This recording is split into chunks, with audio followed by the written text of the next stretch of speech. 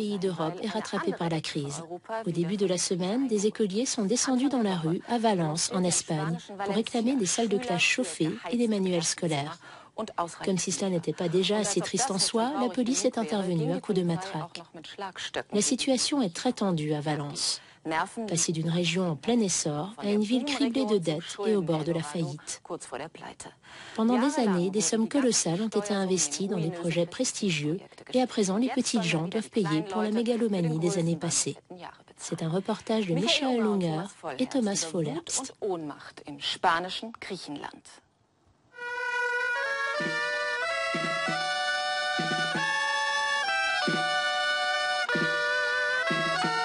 Ça bouge en Espagne. Ce qui pourrait ressembler à une sympathique fête de rue est un mouvement de protestation des plus sérieux. Les Espagnols ne supportent plus les affaires de corruption et la réduction constante des prestations sociales. Voilà plus de 8 ans que Valence et sa région vivent nettement au-dessus de leurs moyens.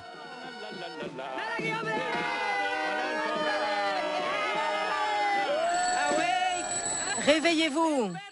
Valence, réveille-toi! C'est le moment.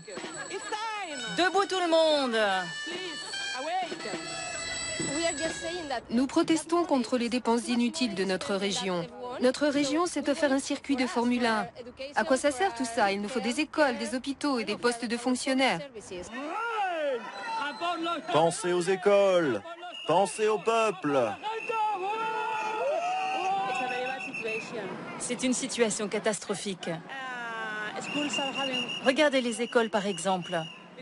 Les écoles n'ont plus assez d'argent pour payer l'électricité ou l'abonnement Internet. On ne peut plus payer le chauffage ou le matériel pédagogique. C'est vraiment une honte.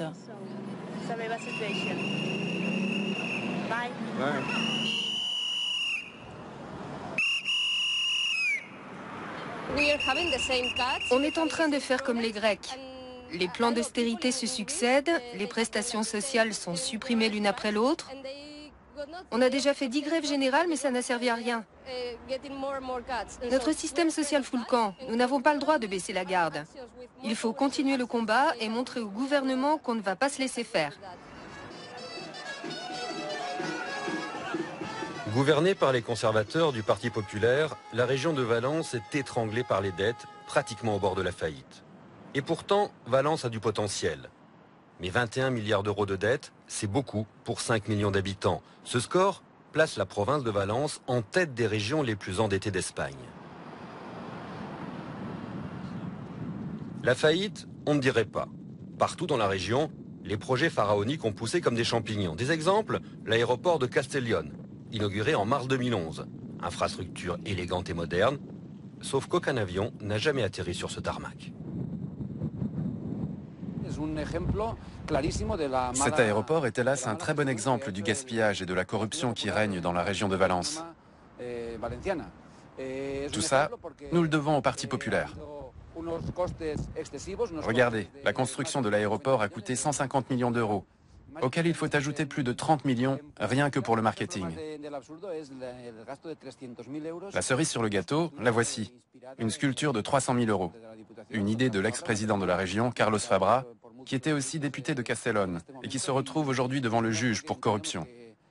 Autant de dépenses inutiles. Tout cet argent jeté par les fenêtres par des politiciens irresponsables. Autant de millions d'euros qui auraient pu être utiles dans les écoles, les hôpitaux ou la formation pour les jeunes chômeurs. Avec un taux de chômage de 23%, la région de Valence est dans une situation peu enviable. Les employés sont même contraints d'aller devant le juge pour percevoir leur salaire. Voilà 6 mois qu'ils n'ont pas été payés. Leur employeur est accusé de banqueroute frauduleuse, un cas assez fréquent. Moi j'ai l'impression que c'est tout politique. Il y a ceux qui ont de l'argent qui survivent. Et les travailleurs, ils sont là à la rue. Et je crois qu'en Espagne, il faut arrêter ça. C'est tout joli, c'est bien joli ça. Mais il n'y a pas d'argent pour payer. Hein? Et qu'est-ce qu'il faut? Ils augmentent les impôts, ils font ci, voilà. Vous savez ce que c'est le salaire minimum ici en Espagne? C'est 650 euros. Et ils le congelaient encore. Pendant que c'est politique, hein, ils gagnent des sommes fabuleuses.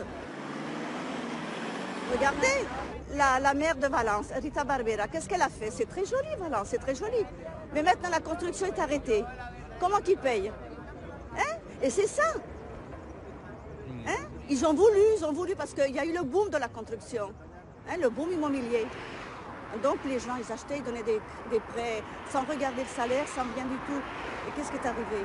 Les gens, on ne peut pas savoir si aujourd'hui je gagne 2000 euros, mais d'ici 10 ans, je vais gagner 2000 euros, je peux gagner 500 euros.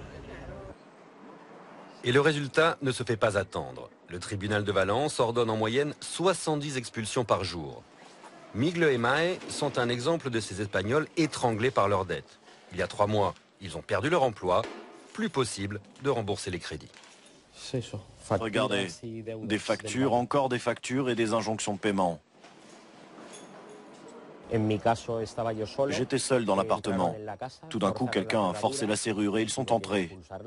Comme je suis membre d'une association de défense, je connais mes droits. Je les ai tous mis dehors. La loi nous garantit un délai de 4 semaines pour quitter notre logement. Malheureusement, peu de gens connaissent cette loi et se font mettre dehors comme ça, du jour au lendemain.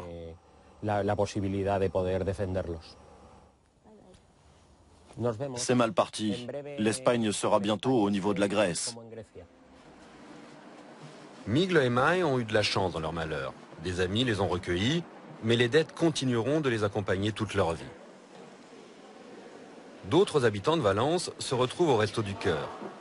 Nous nous rendons à la Casa Caridad, une association privée qui distribue environ 450 repas par jour. La directrice nous accueille et dépeint un tableau plutôt triste. Ici, nous ressentons directement les effets de la crise. On voit de plus en plus de jeunes, 25 ans tout au plus, et souvent avec leurs enfants. Pour ces familles, nous sommes la dernière planche de salut. Depuis le début de la crise en 2008, le nombre de bénéficiaires de l'aide a doublé. 100 lits ont même dû être installés pour accueillir les sans-abri. Pour le moment, les dons permettent encore de faire tourner la structure. Mais pour combien de temps? Pour le moment aussi, la solidarité est une valeur sûre en Espagne. 2 fois par semaine, Maria et son équipe sillonnent les rues pour distribuer des repas. Et la demande est importante, de plus en plus. Non, nous ne faisons partie d'aucune organisation. Chacun d'entre nous a décidé de s'engager, de faire quelque chose pour servir la société, aider nos semblables. Depuis 2 ou 3 ans, de plus en plus de gens sont sans abri. Les gens dorment dans les jardins publics. 2 ici, 3 là. C'est une catastrophe. Moi, j'ai la chance d'avoir un peu d'argent, alors je partage. Je me mets au service des autres. C'est ma seule motivation.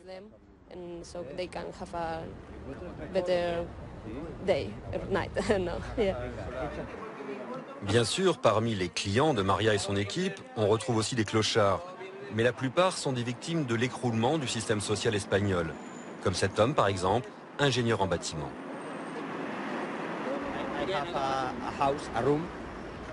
Actuellement, j'ai encore un petit appartement. Donc je ne suis pas contraint de dormir dans un jardin public. Je ne consomme pas d'alcool ou de drogue, mais j'ai besoin des restos du cœur pour vivre. Et des destins comme celui-ci, Valence en connaît des milliers. La pauvreté prend de plus en plus de place, mais c'est sans doute une question d'honneur. Ici, on souffre, mais on ne se plaint pas.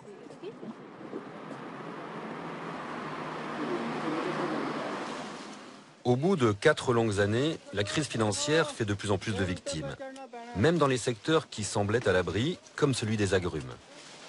Felipe Juan est agriculteur. Avec ses 12 hectares d'orangers, il avait des revenus solides. Mais maintenant, il se sent pris au piège.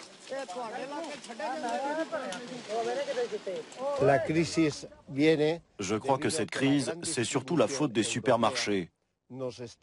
Ce sont eux qui font baisser les prix à des niveaux incroyables. Tout le monde veut payer le moins possible pour son alimentation. Mais ça ne peut pas marcher. Ici, la qualité de nos oranges est réputée. Il y a quelques années, les affaires marchaient bien, mais maintenant, je ne gagne plus rien. Les prix sont tellement bas qu'on perd même de l'argent chaque jour.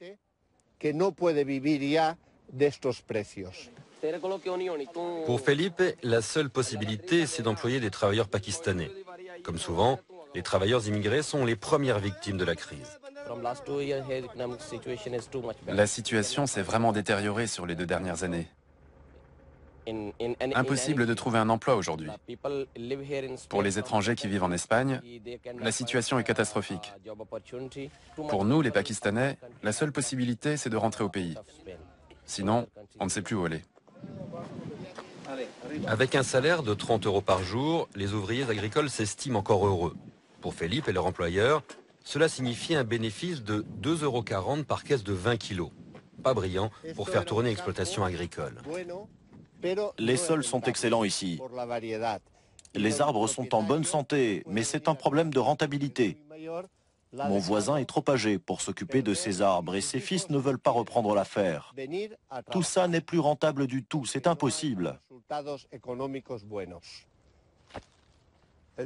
Pour les jeunes, l'avenir est plus que difficile. Le travail n'est plus suffisamment rémunéré. Sans bénéfice, impossible de faire fructifier une entreprise. Voilà pourquoi les arbres restent en friche, les bâtiments aussi. Notre pays tout entier est sur la mauvaise pente et notre environnement souffre aussi. Regardez mon fils par exemple, il est ingénieur agronome, un bon diplôme, mais il n'a pas de boulot. Le fils de Felipe cherche d'autres possibilités commerciales sur Internet. Le cercle vicieux semble impossible à arrêter. Felipe devra bientôt vendre ses oranges à moitié prix, bien en dessous de leur prix de revient. Mais Felipe se fait surtout du souci pour la génération suivante. Les parents, les élèves et les professeurs se rebellent. Les programmes de réduction des coûts sont insupportables, disent-ils, et les écoles ont déjà pas mal souffert. Toutes ces réductions de coûts nous posent de graves problèmes. Moins d'équipements, pas d'argent pour payer les équipes d'entretien, les salaires des professeurs baissent. Dans de nombreuses écoles, ce sont les parents qui s'occupent de l'entretien. Chaque jour, c'est pire.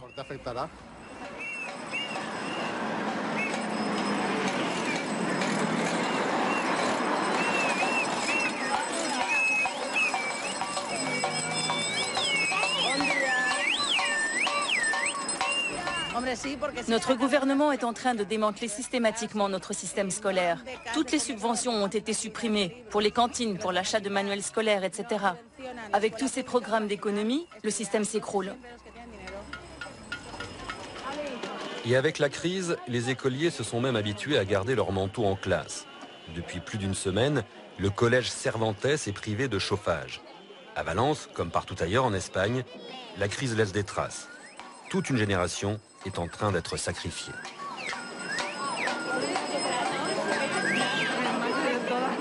Non aux réductions budgétaires, c'est le slogan que les écoliers ont écrit sur ce drap. Chaque jour, ils le portent dans la cour de leur école.